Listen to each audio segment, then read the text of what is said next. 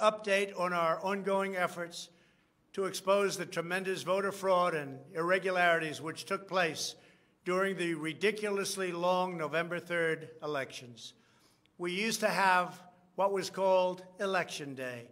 Now we have election days, weeks and months, and lots of bad things happened during this ridiculous period of time, especially when you have to prove almost nothing to exercise our greatest privilege, the right to vote. As president, I have no higher duty than to defend the laws and the Constitution of the United States. That is why I am determined to protect our election system, which is now under coordinated assault and siege. For months leading up to the presidential election, we were warned that we should not declare a premature victory. We were told repeatedly that it would take weeks, if not months, to determine the winner, to count the absentee ballots, and to verify the results. My opponent was told to stay away from the election. Don't campaign. We don't need you. We've got it. This election is done. In fact, they were acting like they already knew what the outcome was going to be. They had it covered, and perhaps they did, very sadly for our country. It was all very, very strange. Within days after the election, we witnessed an orchestrated effort to anoint a winner, even while many key states were still being counted.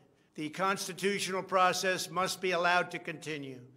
We are going to defend the honesty of the vote by ensuring that every legal ballot is counted and that no illegal ballot is counted. This is not just about honoring the votes of 74 million Americans who voted for me.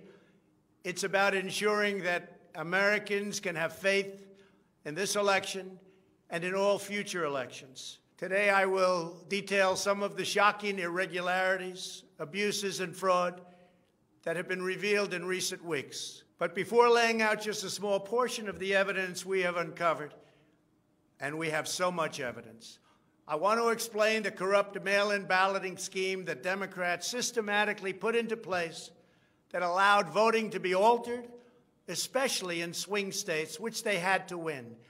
They just didn't know that it was going to be that tough because we were leading in every swing state by so much, far greater than they ever thought possible. While it has long been understood that the Democrat political machine engages in voter fraud from Detroit to Philadelphia to Milwaukee, Atlanta, so many other places. What changed this year was the Democrat Party's relentless push to print and mail out tens of millions of ballots sent to unknown recipients with virtually no safeguards of any kind. This allowed fraud and abuse to occur on a scale never seen before. Using the pandemic as a pretext, Democrat politicians and judges drastically changed election procedures just months and in some cases weeks before the election on the 3rd of November. Very rarely were legislatures involved, and constitutionally they had to be involved. But very, very rarely, and you'll see that as we continue to file our suits, it's constitutionally absolutely incorrect what took place, even from a legal standpoint. Many states, such as Nevada and California, sent millions of live ballots to every person on their voter rolls, whether those individuals had requested ballots or not, whether they were dead or alive.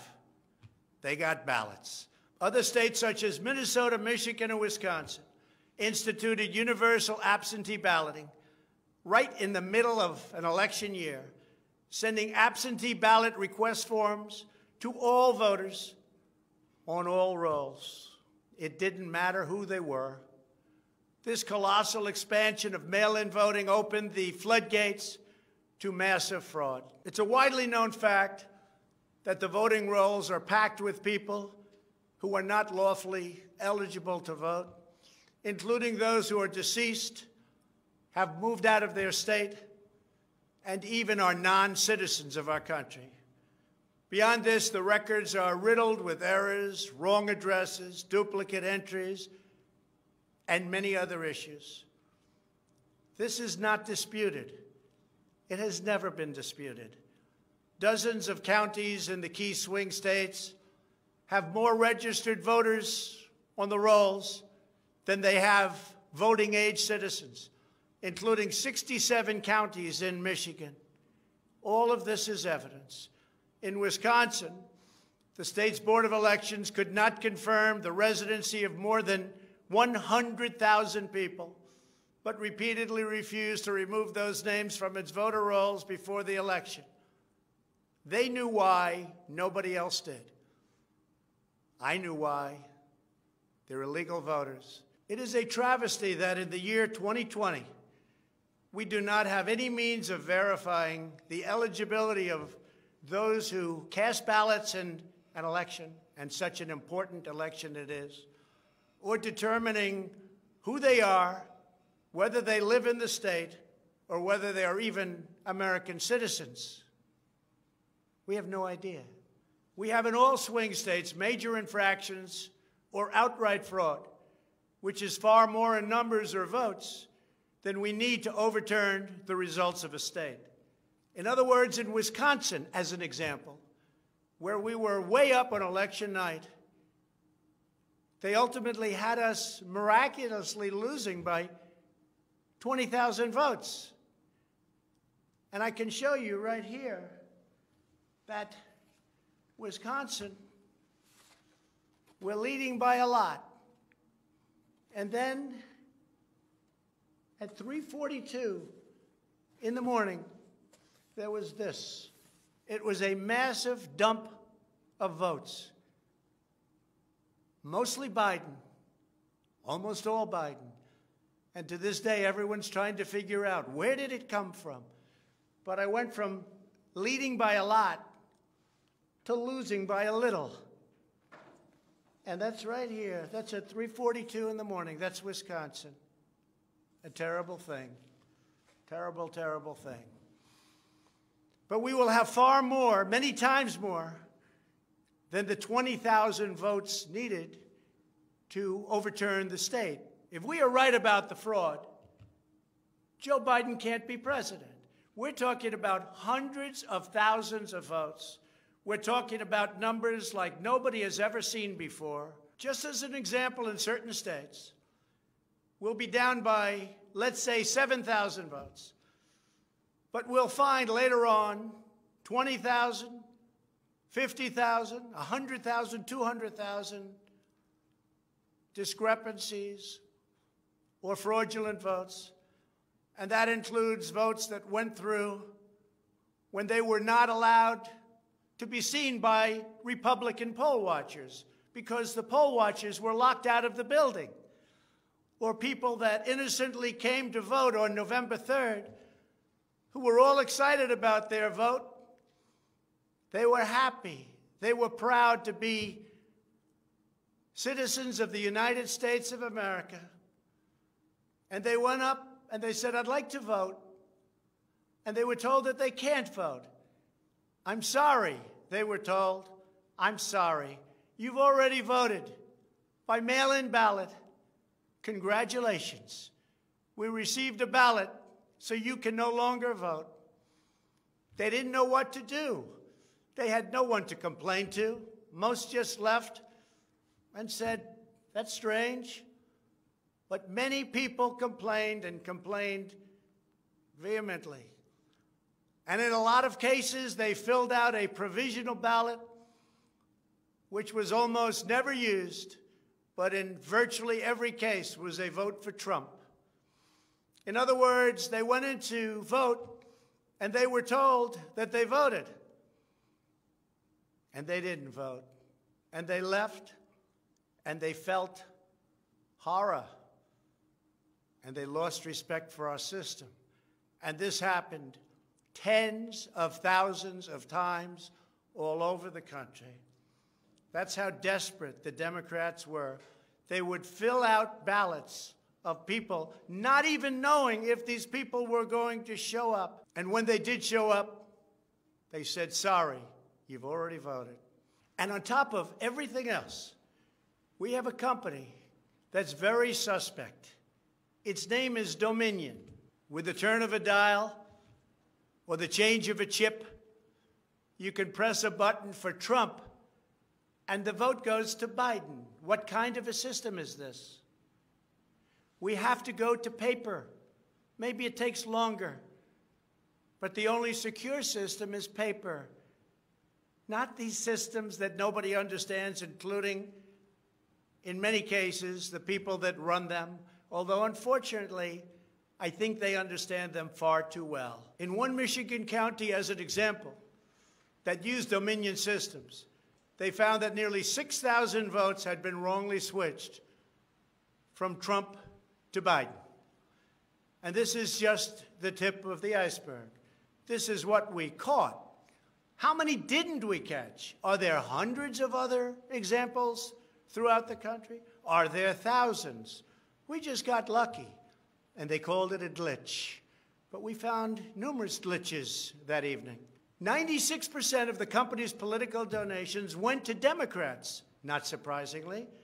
And frankly, when you look at who's running the company, who's in charge, who owns it, which we don't know, where are the votes counted, which we think are counted in foreign countries, not in the United States, Dominion is a disaster. Election authorities in Texas have repeatedly blocked the deployment of Dominion systems due to concerns about security vulnerabilities and the potential for errors and outright fraud. Every district that uses Dominion systems must be carefully monitored and carefully investigated, but not only for the future. Right now, we're worried about the present and what went on with an election that we won without question. Under my lead, the Republicans won almost every state house in the United States, which they weren't expected to do. We won up to 16 seats in the House. The numbers are still being tabulated because there are 9 seats that nobody really knows. They don't know. They're still, 2 weeks later, still under consideration because it's a mess. Republicans were supposed to lose many seats, and instead they won those seats in the House. And a very important election that's coming up will determine whether or not we hold the Senate. David Perdue and Kelly Loeffler are 2 tremendous people. Unfortunately, in Georgia, they're using the same horrible Dominion system. And it's already been out that hundreds of thousands, think of it, hundreds of thousands of absentee ballots have been requested. You check it out, who's requesting those ballots. The difference is it's one state, and we will have our eyes on it like nobody's ever watched anything before, because we have to win those 2 Senate seats. The tremendous success we had in the House of Representatives and the tremendous success we've had so far in the Senate, unexpected success all over the country and right here in Washington.